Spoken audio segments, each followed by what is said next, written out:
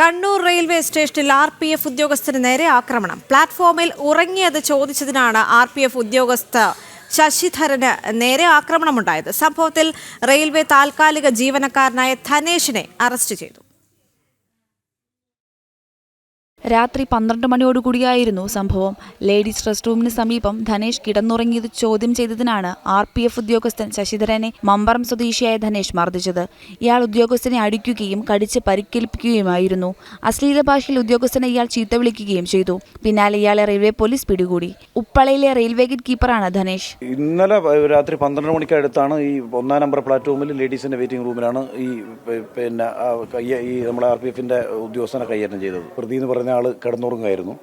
അപ്പോൾ അയാളെ ബാഗും ഫോണും കുറച്ച് ദൂരെയായിരുന്നു. അപ്പം ഈ നമ്മൾ RPFലെ അവർ ഡ്യൂട്ടി ചെയ്യുന്ന സമയത്ത് ഇയാളോട് പറഞ്ഞ് നിങ്ങളുടെ ബാഗും ഫോണും എടുത്ത് വെക്ക്, നഷ്ടപ്പെടാൻ സാധ്യതയുണ്ടെന്ന് പറഞ്ഞപ്പോൾ അയാളെ യാതൊരു പ്രകോപനമില്ലാതെ ഈ നമ്മുടെ RPFന്റെ ഡ്യൂട്ടിയിലുള്ള ഉദ്യോഗസ്ഥരെ കയ്യേറ്റം ചെയ്യാനുണ്ടായത്. കയ്യേറ്റം ചെയ്യുക മാത്രമല്ല, യൂണിഫോം വലിച്ചു കീറി അയാളെ ബോഡി ക്യാമറ നശിപ്പിച്ചു, പോരാത്തത് കടിച്ച് പരിക്കേൽപ്പിക്കുകയും ചെയ്തു. ഡ്യൂട്ടിയുടെ ഭാഗമായി കയ്യിലുണ്ടായിരുന്ന 15,000 രൂപ വിലമതിക്കുന്ന ഉപകരണം നശിപ്പിക്കപ്പെട്ടതായും FIR-ൽ പറയുന്നു. കണ്ണൂർ റെയിൽവേ പോലീസ് കേസെടുത്ത് പ്രതിയായ ധനേഷിനെ അറസ്റ്റ് ചെയ്തു. സംഭവത്തിൽ CCTV ദൃശ്യങ്ങളും പോലീസ് ശേഖരിച്ചു. ജനം, കണ്ണൂർ.